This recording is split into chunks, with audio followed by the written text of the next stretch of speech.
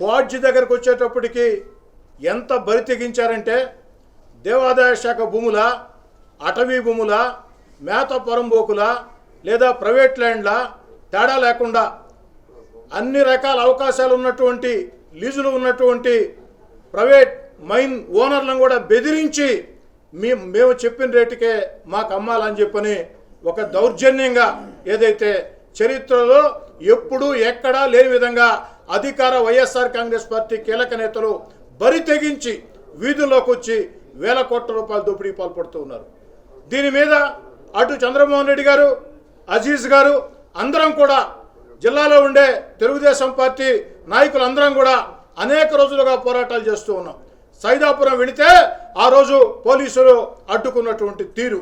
అంతేకాదు మొన్నటి రోజున వెంకటగిరి ఇన్ఛార్జ్ కురుగొండ రామకృష్ణ గారు నేను పెరుమళ్ళపాడు అన్న గ్రామానికి వెళితే 620 ఎకరాల్లో మేత పొరంబోకు సర్వే నెంబర్ 677 621 ఎకరాల్లో మేత పొరంబోకులో ఇష్టారాజ్యంగా అనుమతులు లేవు.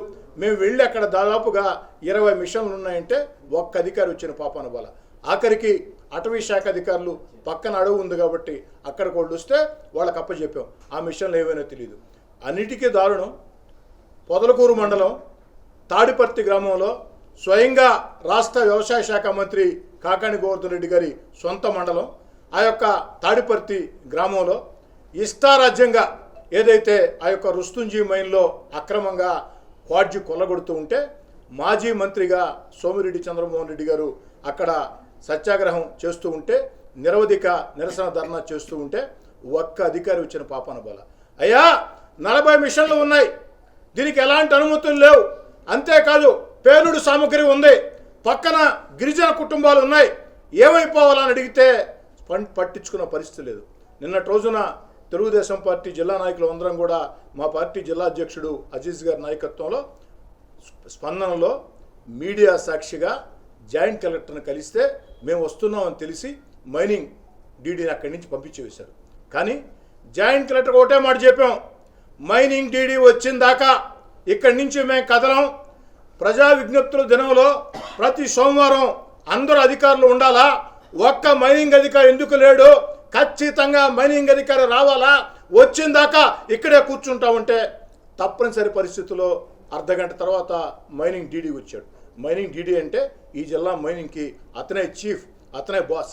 అతన్ని ఒకే ఒక మాట అడిగింది, అయ్యా ఏదైతే పొదలకూరు మండలం తాడిపర్తిలో రుస్తుంజీ మైన్ ఉందో ఆ మైన్కి అనుమతులు ఉన్నాయా లేవా అంటే లేవు అని జిల్లా జాయింట్ కలెక్టర్ సమక్షంలో అధికారుల సమక్షంలో మీడియా సాక్షి ఒప్పుకున్నాడు. మరి అక్కడ అక్రమంగా జరుగుతుందంటే అది లీగల్ కాదంటే ఇల్లీగలే కాదా అంటే అవును ఇల్లీగలే ఒప్పుకున్నాడు. అది స్మగ్లింగ్ కాదా అంటే అవును అని ఒప్పుకున్నాడు. చర్యలు తీసుకోమంటే మీకెందుకు, ఈరోజు సాయంకాలం లోపల చర్యలు తీసుకుంటానని మీడియాలో వారు మాట్లాడిన ప్రతి మాట రికార్డ్ అయి ఉంది, చెక్ చేసుకోండి ఒకసారి. జాయింట్ కలెక్టర్ గారి దగ్గర చెప్పి దాన్ని అక్కడికి వెళ్ళిన పాపాను కూడా పోలేదు.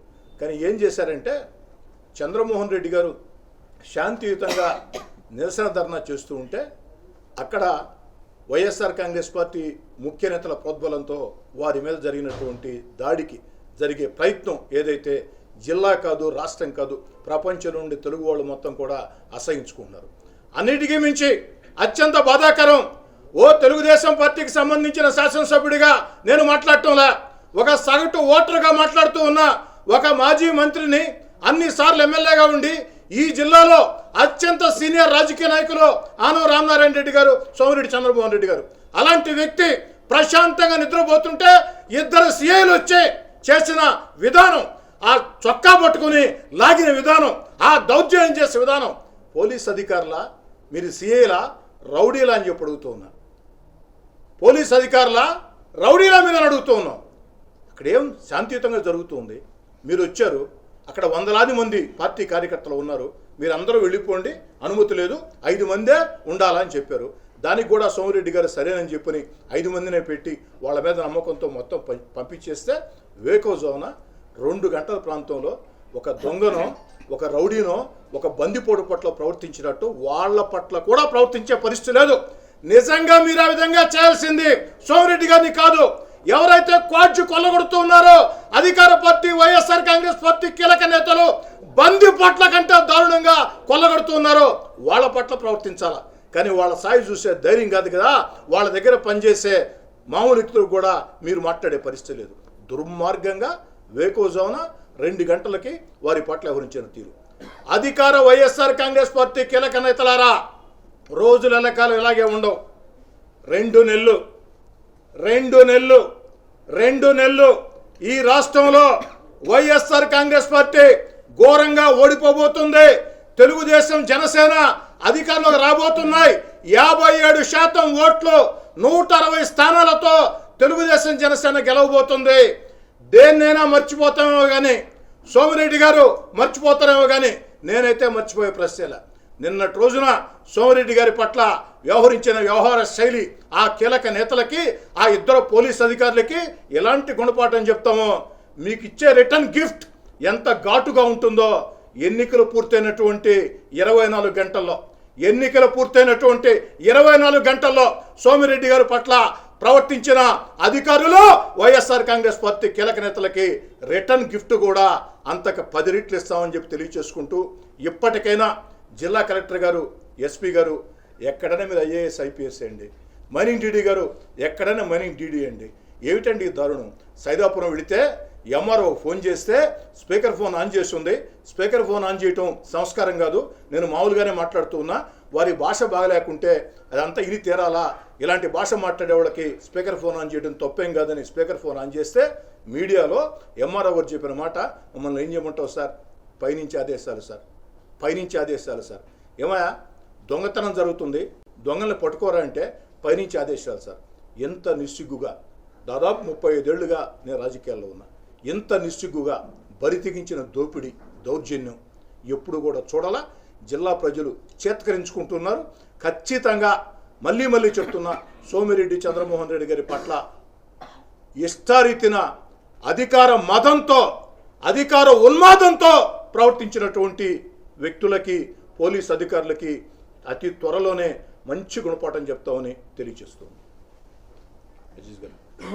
గొడవ చేస్తున్నాం అందరూ, జిల్లా తెలుగుదేశం పార్టీ అంతా కూడా. మీరేమంటున్నారు? దాంట్లో వాటాలు తీసుకున్నారా మీరు అంటున్నారు. నేను ఎక్కడ మా శక్తి ఉద్యమం చేస్తున్నాం. అసలు వాటాలు తీసుకున్నది అర్థమైంది, ఆడ తప్పు జరిగిందనే కదా, అవునా కదా, ఇల్లీగల్ అనే కదా. మరి దానికి ఏంది జిల్లా మంత్రిగా మీ బాధ్యత లేదా? అదే ఇప్పుడు దీనికి కూడా వరదాపురం కూడా పోయించాడు లాస్ట్ టైం. దాంట్లో చేసిన యాక్షన్ అయింది, సోమిరెడ్డి గారిని అరెస్ట్ చేశారు. అది మీరు చేశారు కదమ్మా.